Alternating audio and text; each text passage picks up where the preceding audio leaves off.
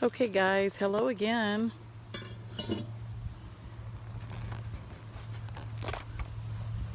So I did a hive inspection and I'm going to wear my gloves today because I've upset these guys and they're a little irritated with me, and I get it. I would be too. It's windy, they're not super happy with that, but I did a hive inspection, and this hive, as we know last week, has plenty of brood and a queen and all this fun stuff and all those wonderful things. The other hive, however, when I inspected it last week, I was suspicious because I couldn't find any evidence of a queen in there. I didn't really see any larvae or brood or anything. Well, that's become the truth. I went and checked it again today. Thought I'd give it time to see if the queen had a chance to lay some eggs. There is no queen. I have a queenless hive. So I made a rookie mistake. Hey girls, and they're getting upset with me. But what I did is my mistake was I went ahead and I saw there were no eggs or brood left in there, and with what brood there was two queen cells developing, and out of habit and training from last year to just constantly keep the queen cells, and I've always been encouraged to introduce a mated queen to the hive. Yeah, I actually eliminated the only two possible queens that would have been in the hive. So what I'm going to do now is I'm going to take this hive and I'm going to take a frame out of it that has eggs in it and brood, and I'm going to, because this hive is all, the other one is starting to weaken a little, I'm going to clean it off and brush the bees off with my brush, and then I'm going to move that frame over here to the hive that has no queen, and that will allow for the eggs to develop, and those bees will nurture and feed those eggs, and they will decide by feeding royal jelly to one or two of them what they're going to develop, make some queen cups and make some queen cells for me. They'll look like little peanuts coming out, and I'm going to let them go, and we're going to let them rear a queen of their own.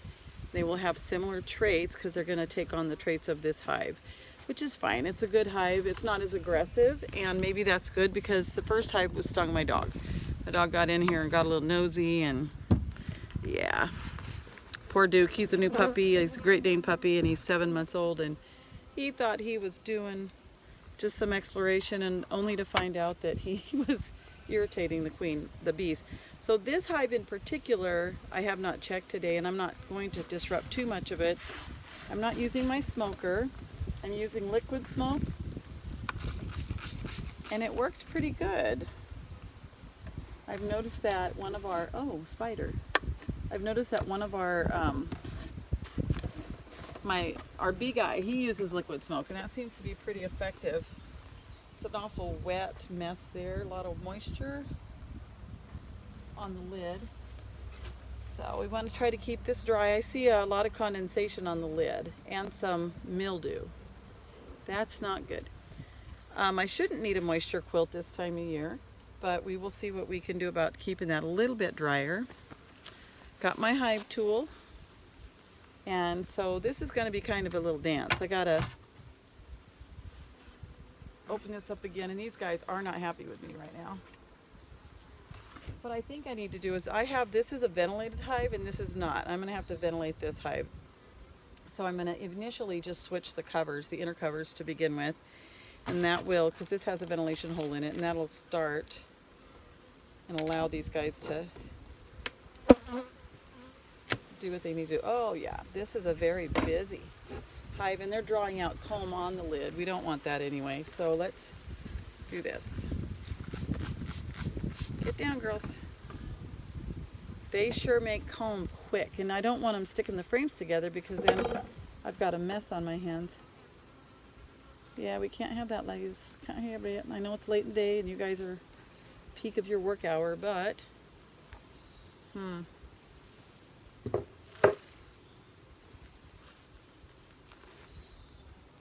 I don't mind leaving the wax behind because I'm not really doing much with my wax right now, so that's fine with me. But I gotta get that bird comb out of there.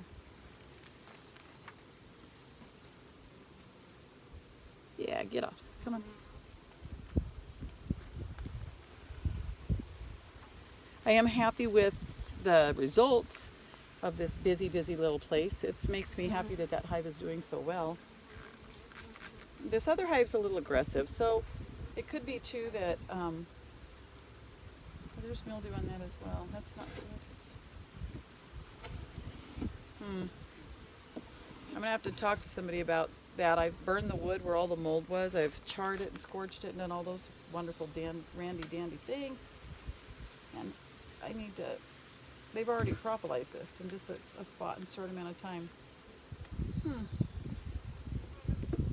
Well, as long as I don't disrupt that queen, I'm good. So I'm going to take this middle frame here, spread this apart, back it over here.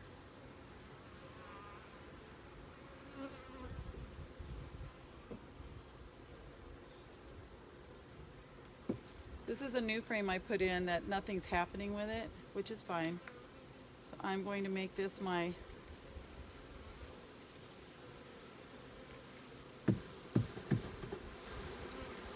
yeah, they're gonna swarm me a little bit. They're not happy, but that's okay. I wouldn't be happy with them right now. No life lessons here today. It's just, you know, rookie mistakes that happen. It's my second year beekeeping, and you know, I'm hoping that by next year I'll have this down. I don't know if you ever learn all of it or get it all right, but I'll try. Okay. I don't know, it feels very clinical doing this. I don't particularly. Hey guys, go down. Everybody needs to go down. This does work pretty well. I like that liquid smoke gig. That's pretty awesome. Thank you, Kevin, for that suggestion. I noticed that he does that on a lot of his stuff. Okay. Got all my little soldiers here paying attention to what's going on. So what I'm going to do with this one is, because I'm going to be messing around in this for a second, I should see some development. Anyway, these frames should be getting combed up. They should be drawing out comb here. Yeah, they're starting to work. That's good.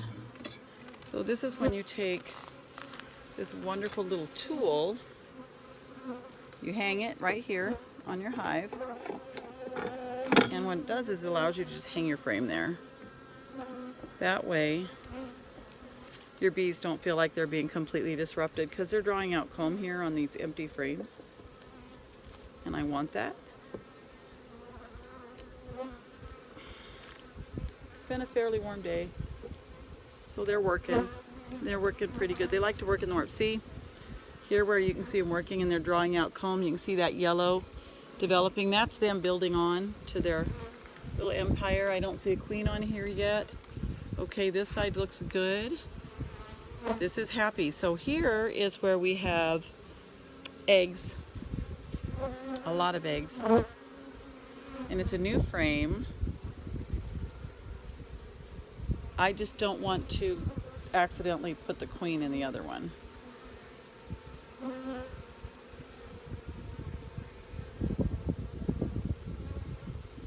I see drones. So what I'm going to do here is I'm going to take this frame, and this is the one I'm going to... No, they're working on that. I'm going to set this here for now.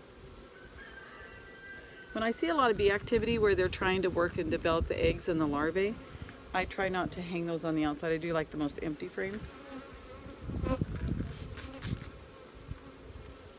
Come on guys, scoot down. You're good. It is neat how these little soldier bees just line up. They're really not mad at me right now. They're just talking to me and saying, checking me out, making sure. I have coffee breath. They probably don't care for that. Alright, this is a new frame I put in, and it's already developed. Ooh, we have a lot of fresh brood and eggs. Okay, I think this is the one that I'm going to try to use. Yeah. Because I don't have any... Where do I want to do one with cat brood? There we go.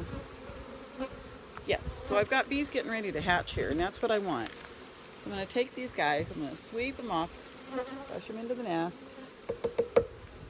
Get down there, come on. There's no honey on here yet, so we're good.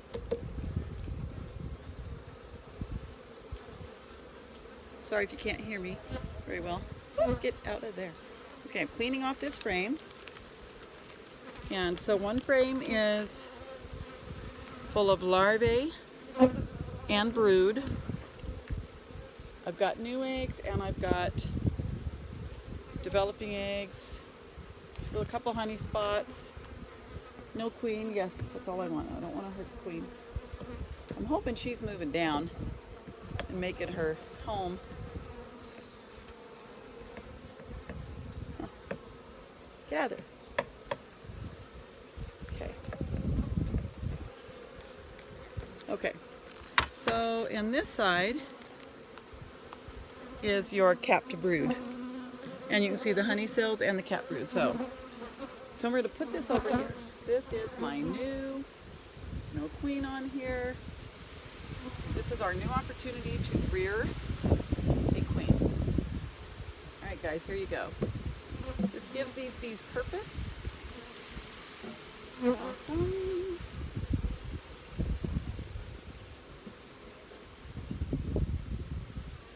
And they're mad, but that's okay.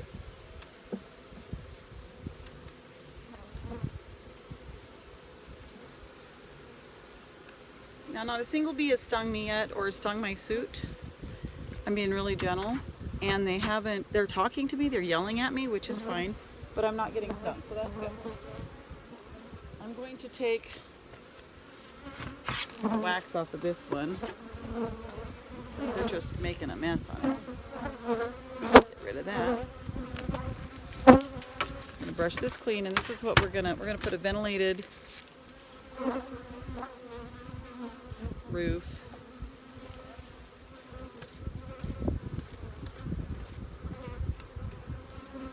These guys have ventilation down below, so we're gonna just put this here like this. We're gonna close these guys off. Yeah. Let them have their space. Oh, you poor thing. Oh, wait. You're gonna go over here.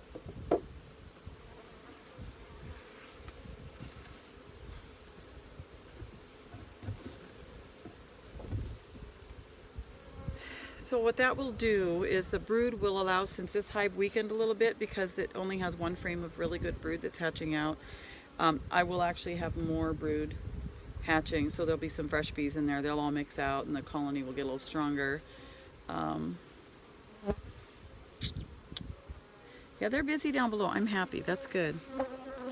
And then I'm going to take this frame that's being developed and we're going to scoot it in, because we're maintaining that order that they work in, pulling all of it together. These guys are all making a lot of honey, which I like. They really don't like wind. This isn't their friend, so I get it. And then we're going to take this frame from the other hive and put this in here. Take that out so that we don't disrupt. And then I'm going to skirt this all the way to the other side. Yeah, I'm going to move the whole thing and put a new frame on each side.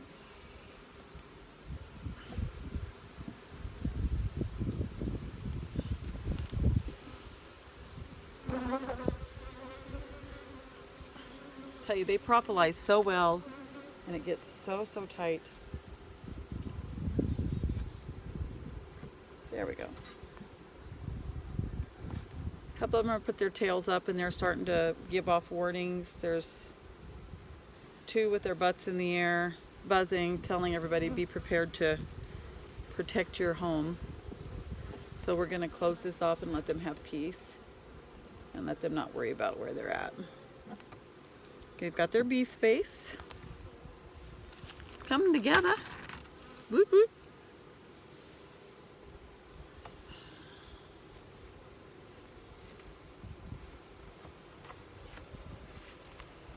This should give a little ventilation. This is kind of an open space, so it's a ventilated hive. Ventilated cap, cover. Give them a little more ventilation. And then I may end up drilling a hole eventually back here and creating another ventilation hole. That's what I did to the other one, and they like that. It created a screen. I could screen it when yellow jackets are being a problem. a neat little piece of metal that does that. So here we go. So this is my fix for my stupid mistake. I'm going to, liquid smoke works really well. I think I need to increase the concentration of the smoke to make it a little smokier.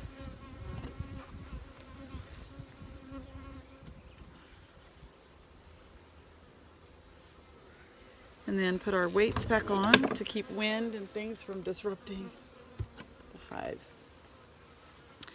All right, so just a brush, a frame, my hive tool, and my liquid smoke. Let's cross our fingers, right? I'm gonna do another hive inspection. Not Saturday, I'm gonna let him go until my next day off.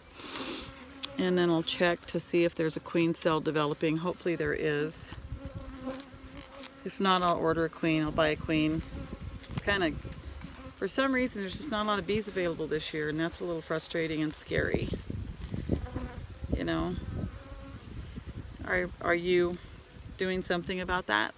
I guess is what I'm asking. Is are we buying plants with neonics? Are we using Roundup? And I was driving down the road and going to work, and I was watching a man out there spraying, and I was so tempted to stop and ask. And you know, I have a habit of having no filter sometimes, so imagine that. But I didn't say anything. I just want us to really think, are we saying one thing and doing another, you know? It tends to be the case a lot of times. We don't practice what we preach, and it's not intentional. We have things get out of control and we don't know what to do, so we spray. But you know, Roundup is so bad, and it's just killer to the bees if we can. And remember, the bees like single petaled flowers, so if you're planting flora for the bees to live in, you need to have flowers that use single petals, like your daisies and individual nice pieces like that. Bumblebees like the dandelions, honeybees like the dandelions, because they have those nice single petals. They just really make a nice, lilacs are fun. Bees love maple trees. Boy, do they love maple trees and snowdrops. So now we've started cutting away. We're getting ready to get the garden ready. It's going to go in late. This is just going to be all fall food, squash and pumpkins and things like that. Nothing else. Let's see. Looks like this is it. So I was telling about how I miss my bee that yells at me. I have another one. She's with me right now. See her? She's a guardian bee, and she's giving me the riot act for bothering her hive.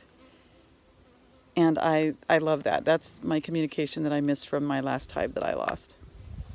I know, I'm going. So once I get so many feet from the hive, she will go back to the hive and she will leave me alone. So, where's she at? She's starting to leave. It's going farther this time. They get braver. I mean, if they feel threatened and it happens too frequently in a day, they will follow you farther because they're going to tell you, stay away. See her? Yes, ma'am. Okay, guys. I'll catch you on the flip side of life, and she's not happy, so I'm going to keep my protection on for a minute because she might zap me. Oh, here comes another one. I'm really getting yelled at now. All right. Plant flowers, plant trees, save bees. And remember that pesticides kill more than bees. Pesticides kill all of us. Be kind. Be mindful. Be loved.